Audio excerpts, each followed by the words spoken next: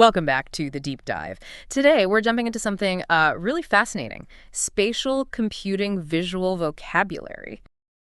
First up, virtual reality, VR, helps athletes practice boxing. Sounds simple enough, but what's the real edge there? Well, it's more than just safety, though that's part of it. VR gives, immediate feedback you just can't get from regular sparring. Ah, okay. Athletes can tweak tiny movements, reaction times, even simulate specific fighters really precisely. It can speed up learning way beyond the physical gym. That is a powerful edge. Okay, next.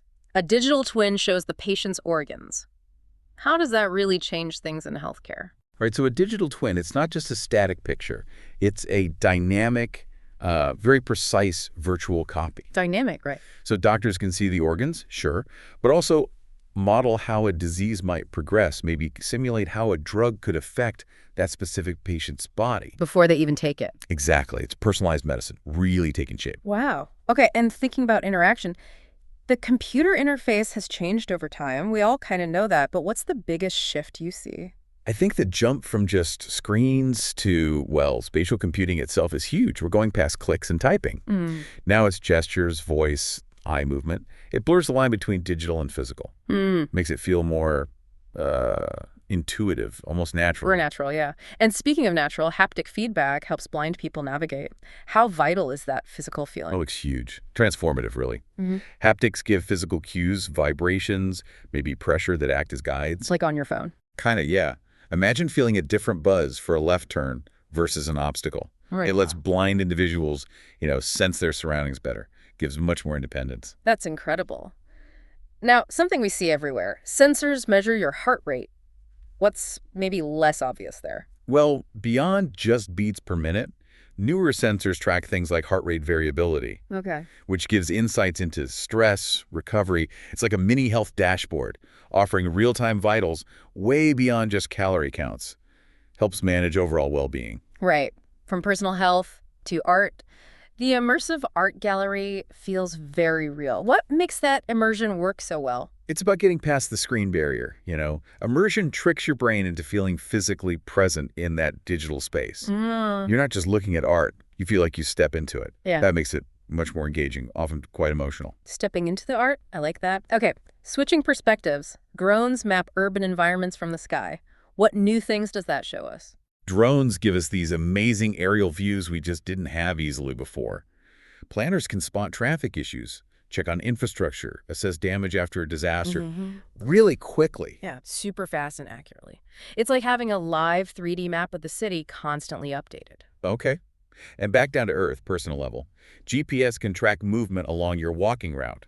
We all use it, but what's the bigger picture? Well, GPS is really the bedrock of location intelligence now.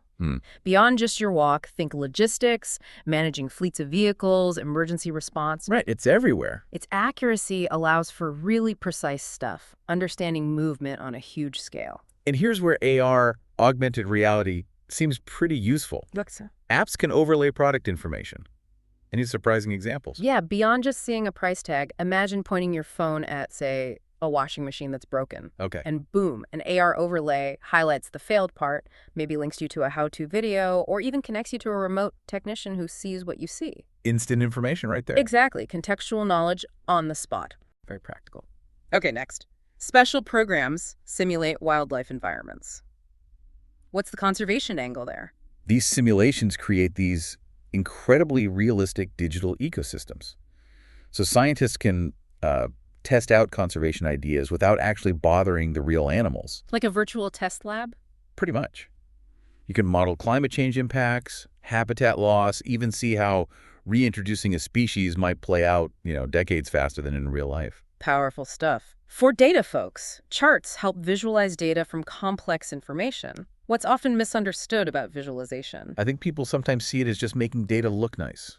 Pretty charts. Right. But good charts are really discovery tools. They show patterns, connections, weird outliers in huge data sets that you just never see in rows of numbers. They genuinely help you find insights. Illumination, not just decoration. Got it. And for connecting people, holograms enable collaboration between distant teams. How's that different from just a video call? Oh, it's a huge leap. Unlike a flat screen, holograms create this shared 3D space. People feel like they're actually there together. You can interact with virtual 3D models together, point at the same thing, make natural eye contact. It fosters a much deeper sense of teamwork, even across oceans. Sounds very sci-fi, but it's happening. Okay, cameras can detect gestures from sign language. What's the potential here? This is massive for accessibility.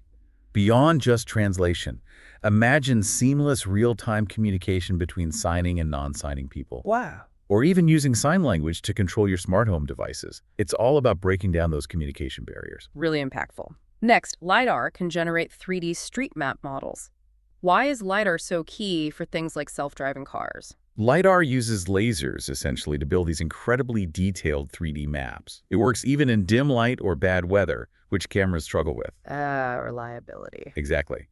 That pinpoint accuracy is absolutely crucial for autonomous vehicles to navigate tricky city streets safely. Makes sense. And finally, something very down to earth. Augmented reality, AR, shows furniture options in your room.